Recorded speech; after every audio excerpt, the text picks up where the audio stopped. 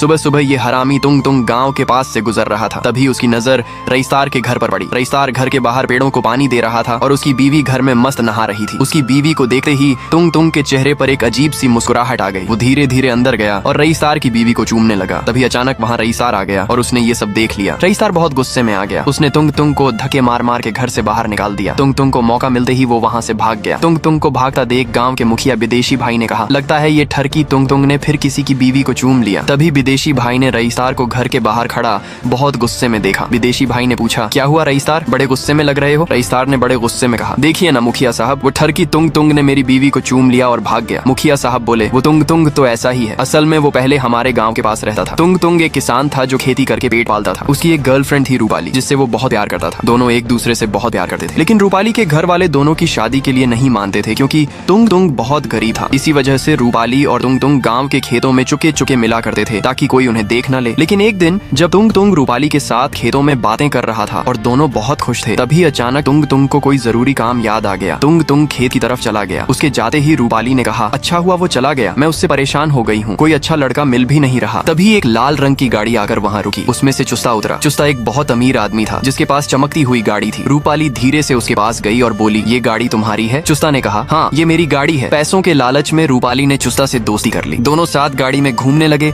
और साथ वक्त बिताने लगे। एक दिन जब तुंग तुंग रूपाली को ढूंढ रहा था, तभी उसने रूपाली को चुस्ता के साथ देख लिया। तुंग तुंग का दिल टूटकर चकनाचूर हो गया। और फिर एक दिन रूपाली और चुस्ता ने एक दूसरे से शादी कर ली और दोनों साथ में गांव से चले गए। उस दिन के बाद से तुंग तुंग सदमे में चला गया। दूसरों की बीवियों में उसे रूपाली ही नजर आने लगी। रईसदार को अब सब समझ आ चुका था। उसने कहा, बेचारा तुंग तुंग लड़की के चक्कर में पागल हो गया। रईसदार बाइक पर बैठा और तुंग तुंग के गाँव पहुंचा। वहाँ उसने तुंग तुंग को हर जगह ढूंढा, लेकिन तुंग तुंग उसे कहीं नहीं मिला। तभी उसे गाँव के बीच में भीड़ दिखी। रईसदार जब वहाँ पहुंचा तो देखा तुंग तुंग की लाश वहाँ पड़ी हुई थी। गाँव वालों ने बताया कि रूपाली के जाने के बाद तुंग तुंग उदास उदास रहने लगा था और फिर उसने जहर खाकर आत्महत्या कर ली। रईसदार की आंखों में आंसू आ गए और वो जोर जोर से रोने लगा। उसके रोने की वजह से पूरा गांव डूब गया। वहीं दूसरी तरफ रूपाली और चुस्ता घर में सो रहे थे। तभी पानी की लहर ने उनके घर को डुबो लिया। इसलिए कहते हैं, जैसा करोगे वैसा भरोगे।